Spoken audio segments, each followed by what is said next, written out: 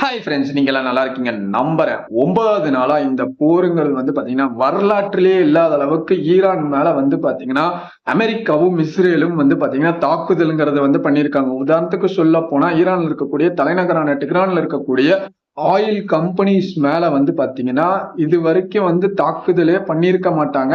இந்த வாட்டி சர்ரா மாதிரியே வச்சு அடிச்சிருக்காங்க. ஆயில் கம்பெனிஸ் மேல பாத்தீங்கன்னா தாக்குதல்ங்கிறது மேற்கொண்டு அங்க இருக்கக்கூடிய எண்ணெய் வளத்தை பாத்தீங்கன்னா ஒரு மாதிரி தீ பிடிச்சி எரிஞ்சு வானமே செவேன்னு போய் ஒரு மாதிரி கரும்புகைகள் சூழ்ந்து அந்த கரும்புகைகள்ல இருந்து பாத்தீங்கன்னா ஒரு கருப்பு மலை மாதிரி பாத்தீங்கன்னா எண்ணெய் துளி எல்லாமே பூமிக்கு வருது. ஒரு பக்கம் பாத்தீங்கன்னா இந்த அளவுக்கு கொடூரமான ஒரு தாக்குதல்ங்கிறது பாத்தீங்கன்னா டெஹ்ரான்ல இருக்கக்கூடிய மக்களும் சந்திச்சுட்டு வந்துட்டு இருக்காங்க. அத சுவாச கோளாறா இருக்கட்டும், எல்லா மாதிரியான பிரச்சனைகளும் வர்றதுக்கான வாய்ப்புகள் இருக்கு. ஏன்னு கேட்டா சுத்திகரிக்கப்படாத பெட்ரோல் டீசல் எல்லாமே பாத்தீங்கன்னா அந்த ரிஃபைன்ட் ஆயில் இதுக்குள்ள இருந்துட்டு இருக்கும்.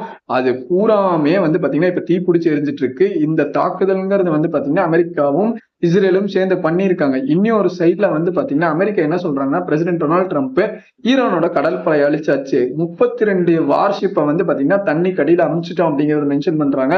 மோர் ஓவர் அவங்களுக்கு கம்யூனிகேஷன் சிஸ்டம் இல்ல எதுவுமே இல்லைன்னு மென்ஷன் பண்ணாலுமே ஈரான் என்ன சொல்றாங்கன்னா, அடுத்த 6 மாசம் வரைக்கும் பாத்தீங்கன்னா எங்களால இன்டென்ஸா வாருக்கு நாங்க ரெடியா இருந்துட்டு இருக்கோம். இதுக்காக தான் நாங்க 20 வருஷம் வெயிட் பண்ணிட்டு இருந்தோம் அப்படிங்கறதையும் மென்ஷன் பண்றாங்க.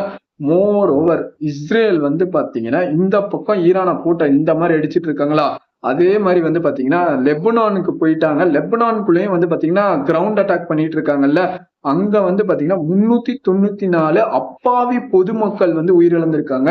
இன்க்ளூடிங் குழந்தைகளும் சரி, அதே மாதிரி பெண்களும் உயிரிழந்திருக்காங்க.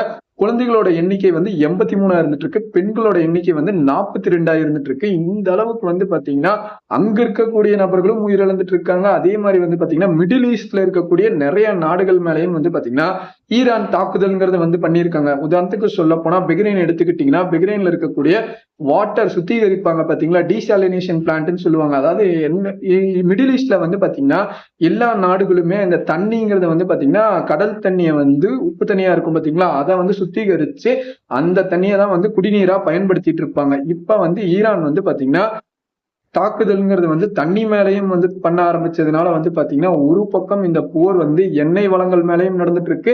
மிடில் ஈஸ்ட்ல தண்ணியும் கொஞ்ச நாள்ல பஞ்சத்துக்கான வாய்ப்புகளும் இருந்துட்டு இருக்கு. ரொம்பவே பாத்தீங்கன்னா எல்லா சைடும் மக்கள் உயிரிழப்புங்கிறது பாத்தீங்கன்னா சாமானிய பொதுமக்கள் உயிரிழந்துட்டு இருக்காங்க. இங்க இருக்கக்கூடிய நாடுகள் போராட்டங்களில குறிப்பா ஈரான் சைட்ல பாத்தீங்கன்னா 1332 பேர் உயிரிழந்து போயிருக்காங்க இப்ப வரைக்கும்.